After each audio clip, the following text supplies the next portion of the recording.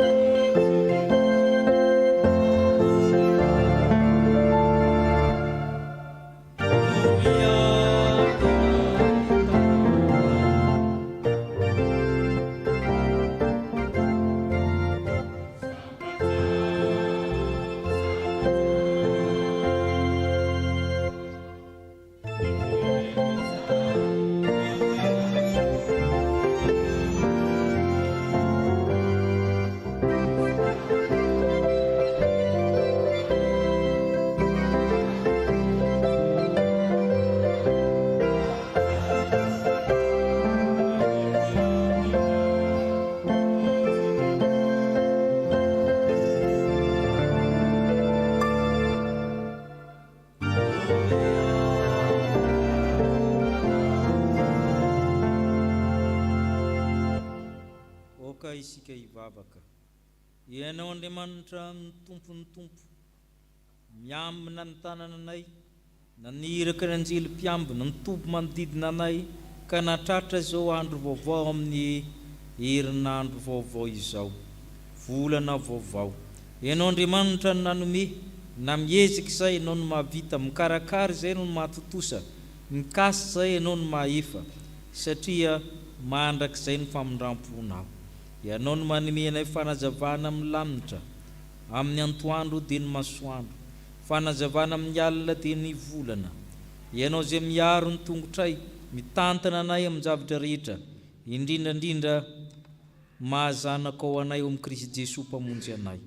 Misaotra anao izay amin'ny soa rehetra nomenao anay, na izay tsaroanay na tsy tsaroanay.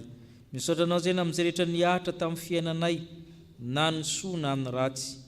Ary ianao Andriamanitra kosa dia niaraka taminay hatrany tamin'izany rehetra izany, ka tonga eto ny zanakao avy amin'ny lafy valony nosy, amin'ny fiteny, amin'ny toe-tsaina, amin'ny fijery maro samihafa nefa atambatra ao samy zanakao.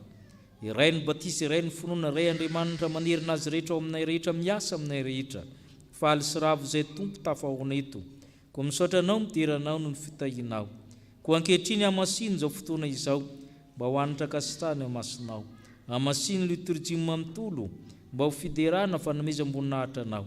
Hamasiny ny sakrameta izay atolotra ny reto avanay. Ka ianao Andriamanitra no hiteny aminay koa, hampianatra anay. Ary izany no hanonanay sahady le vavaka ny ampianarin'ny Kristy izay manao hoe